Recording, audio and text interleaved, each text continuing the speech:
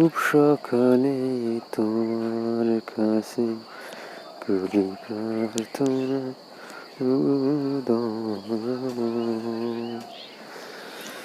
তোমার প্রতি ভালোবাসা যেন আরো তীব্র সকালে তোমার কাছে করি প্রার্থনা।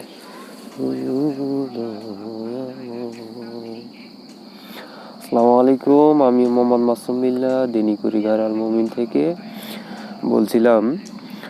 তো আজকে আসছি আমাদের পাশে গ্রামের শাহিন চাচা প্রায় 20-22 শতাংশে চারা লাগাইছে আর কি, 225টি সাথী ফসল হিসেবে করছে।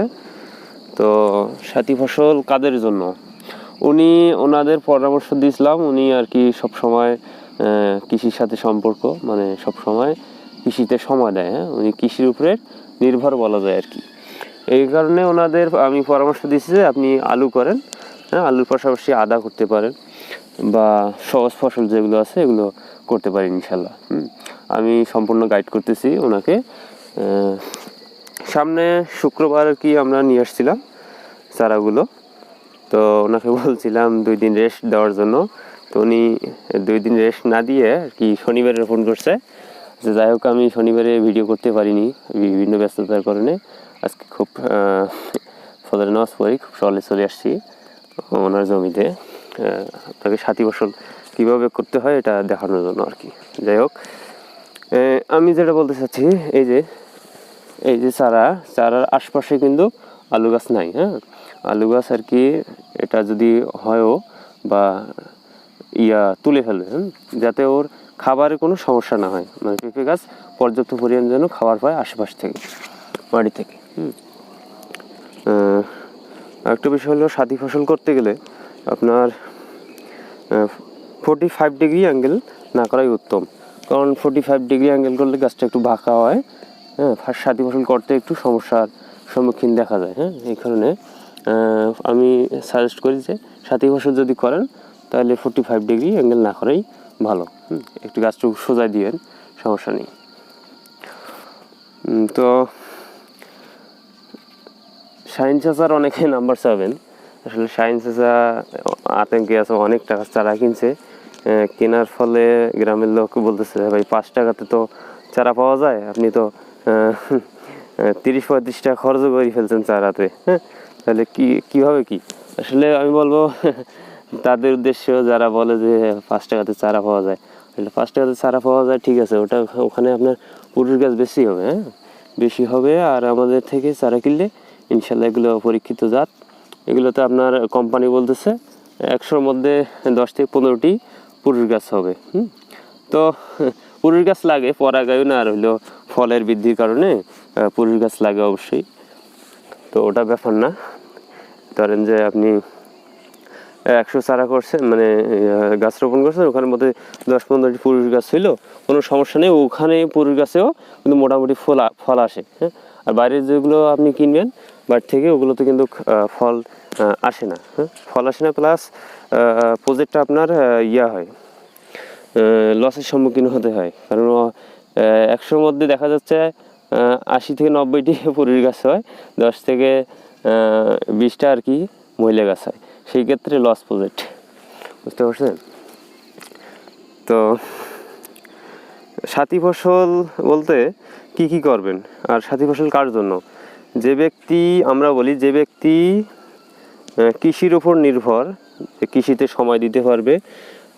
আর অনেকে ভিডিও সার্চে যে ভাই পেঁপে চাষে আসেন, পেঁপে চাষ হলো অলস চাষ। এটা ভুল, একদম রং কথা আর কি। এটা পুরাই রং কথা। কেন রং কথা? আসলে পেঁপে চাষে কিন্তু পরিচর্যা আছে, খুবই পরিচর্যা আছে। একটু পরিচর্যা কম করবেন, ফলন কম আসবে, বিভিন্ন রোগ ব্যাধি দেখা যাবে।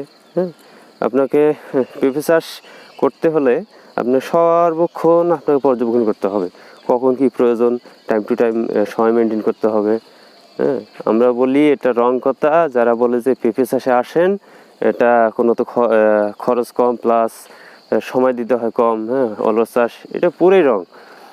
হ্যাঁ, তো আমরা বলি পেঁপে চাষ তাদের জন্য যারা সময় দিতে পারবে, আর সাথী ফসল 100% সময় দিতে হবে। যদি সময় দিতে না পারেন আপনার লোক রেখে দিতে হবে, যে আপনার পরিচর্যার জন্য লোক রাখা লাগবে, তাহলে সম্ভব সাথী ফসল সম্ভব আর কি।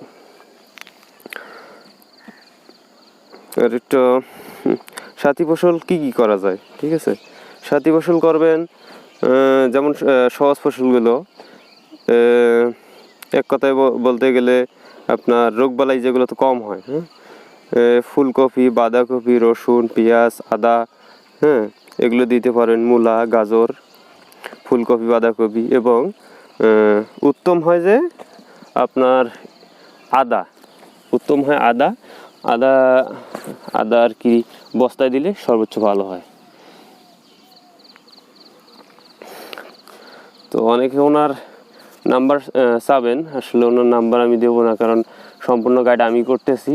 এখন উনি বিরক্ত হবে, গ্রামের লোক বলতেছে ভাই 5 টাকাতে চারা পাওয়া যায়, আপনি 30-35 টাকা খরচ করে চারা নিয়ে আসছেন, এখনও অনেক ইনভেস্ট ঢুকবে, বুঝেনি তো গ্রামের লোক যা হয় আর কি।